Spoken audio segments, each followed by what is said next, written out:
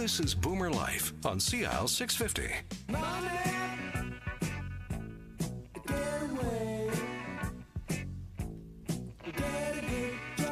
Welcome back to Boomer Life here on CISL 650 on this last day of March. What the heck happened to this month? I think I took a couple of hours off, had a nap, and boom, there went that month. Brett Luckin and Nicole Clarke from Abakhan and Associates, trustees in bankruptcy and proposal administrators, are in studio with us for this episode of Boomer Life. We're talking about solutions to debt problems and lots of reasons to believe there is hope. Brett is Mr. Hope when it comes to this because you're a very positive man. People come to you, Brett, and they're all twisted up into emotional pretzels, and you somehow or another manage skillfully to help them unwind a little bit, breathe a little more deeply, and eventually unravel the problems. That's it's not something that happens in a few minutes, no. But it's something that so what's the difference between what you, a trustee in bankruptcy and proposal administrator at Abakhan and Associates, what's the difference between what you do and what one of these credit counselors or debt poolers do? Because there's several categories out there now. Yes, there are. And for the indebted person already in a completely confused and upset state of mind,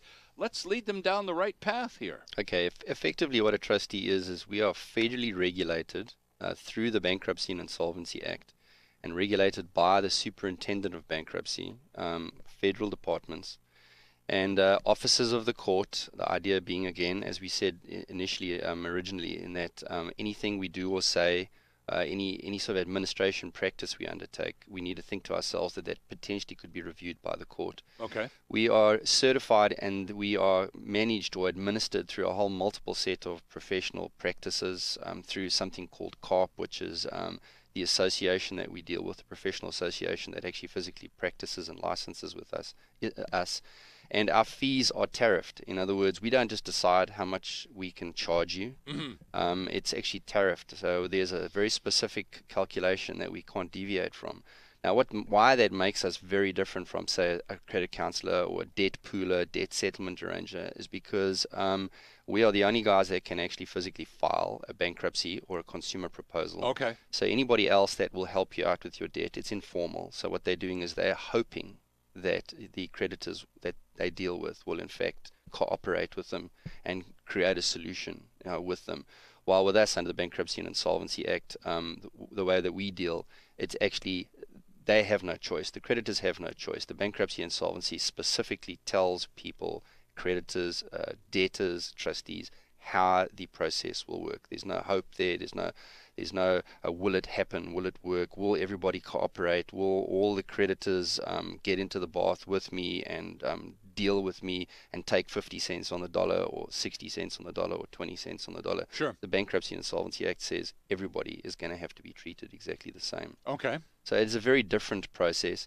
Having said that, I don't want to knock credit counselors or debt settlement arrangers. Everybody has a part to play in the process. And there are many highly reputable credit counselors and credit counselor professional organizations that regulate themselves internally or amongst themselves if they have a franchise or something like that. But unfortunately, because the industry is not regulated at a federal level, there are occasionally provincial regulations which may govern people in each provinces. What that does mean is that there are companies or organizations who perhaps are what I would refer to as predatory. In other words, they are looking for people who are in a position of financial stress and make offers to them or offer solutions to them that are actually not practically possible. And as a result, what you will find is that, and trustees see the people that fall out of the bottom of this process very often, where people who have unfortunately dealt with the less savory types of debt settlement arrangers or debt poolers will eventually find their way at our front door, but only get to our front door after having gone through, really giving away the last dollar that they have. So is there a rule of thumb, Brett? Because I was going to ask Nicole about that. You sort of got to it before I had a chance, but you are one of those first people that answer the phone when we call Abakhan and Associates. Do you receive phone calls from people who have had negative experiences with other firms or other methods of resolving debt that did not work out for them, and they've called you going, oh, man, I hope you guys can do a better job? Occasionally, yes, we do. Okay. So, do they describe their experiences to you? What I'm after here, Brett, is there a rule of thumb for a beleaguered, indebted person to understand when they're trying to sort out their mess and some amiable sort wanders up and says, hey, I can help you out. It's only going to cost you this. Just send me this amount of money and we'll do this and that. Yeah. So is there a rule of thumb with regards to a person parting with more money looking for help that may not arrive? I think, there's there's two basic rules. The one is deal with someone local, someone that you can meet face to face. Okay, that I think is number one. That gets you offline. That gets you off. You're fine. You might find the information online. Sure. But don't start dealing with someone and sending someone who you've only spoken to on the telephone and practically you know very little about. Don't start sending them thousands of dollars. That's just completely insane. Okay. So deal with somebody local. The other thing is what you want to be doing is thinking about referrals. In other words, just because you go online and there's somebody who makes a whole bunch of airy-fairy promises online, you phone them up, they tell you all sorts of wonderful stories. Mm-hmm. Think to yourself, who else have these guys dealt with? Can you give me some referrals? Like, who else have you done work for? And maybe call those other people and say, listen, did you deal with these guys and did they do a good job for you? That's probably a very good way of, I think if you follow those two basic rules, you are less likely to be taken advantage of. And in some cases, Nicole, a debt counselor, as Brett said moments ago, they're very skilled at what they do, and in some circumstances, they're precisely the right person to help unravel a problem or two, aren't they? Yes, sometimes they are, depending on what their financial situation is. But when you get into the kinds of issues that have the wolf at your door, literally the banks, the credit card companies, the collection agencies, this is a pattern that usually by the time a person sits down with a counselor like yourself or a trustee like Brett, this process has been going on for a while. The trustee is in many cases the door of last resort, isn't it? Yes. The words bankruptcy are quite intimidating to people, so they'll try and talk to whoever they can talk to before calling a trustee in bankruptcy. However, talking to a trustee in bankruptcy, the initial consultation is free, and basically the trustee will give you all alternatives to solve your problem rather than just what a trustee can do for you. Brett, you said you have three basic questions that you like to utilize at almost every time appointment, and they are: how much do you owe, how much do you own, and how much do you earn? That's right. Those are the three basic questions that a trustee will ask you. And I must go back to what Nicole said. The job of a trustee, in fact, it's built into the regulation that governs us, is that when we sit down with you, it's our job to find a solution for you, and that solution does not necessarily include us. Right. So that's a really important issue. We are not there to sell you something. Our job is just to analyze the situation you're in and say, okay, well, the most obvious options available to you are the following, and then you get to choose which one makes more sense for you. We're not there to sell you anything, and that's very important. And I guess on more than the odd occasion, somebody just looks you straight in the eye and says, so, who are you working for here? You working for me, or you working for the Royal Bank or the Canada Revenue Agent? Whose interests do you have at the table here? It's often we are told that we represent the creditors, and obviously it's our job to extract the last drop of blood out of the poor bankrupt or the poor debtor. And that is so far from the truth. It's to be incredible. It's that really our job as an officer of the court, and that's in fact the clear issue here. As an officer of the court, it's our job to balance the interests of all the stakeholders in the process. Okay. So in other words, on the one hand, you've got the debtor, the person who owes the money. What are their interests? How do they come out the other side of this with a fresh start? While on the other side, of course, you've got the creditors who are entitled to some kind of return on whatever debt is owing to them. Yes. And how to balance those two with the process, the regulatory body and the regulatory processes that, such as what fall under the Bankruptcy and Insolvency Act, how does everybody come out the other side of this and put this behind themselves? And so it's not our job to represent creditors and, somehow go out there and beat up the poor old bankrupt and try and get every piece of blood we can out of them. Yeah. Okay, what's the basic difference? Because, Nicole, you've identified the two major processes that go on at Abakhan and Associates. You've talked about the consumer proposal and the bankruptcy filing.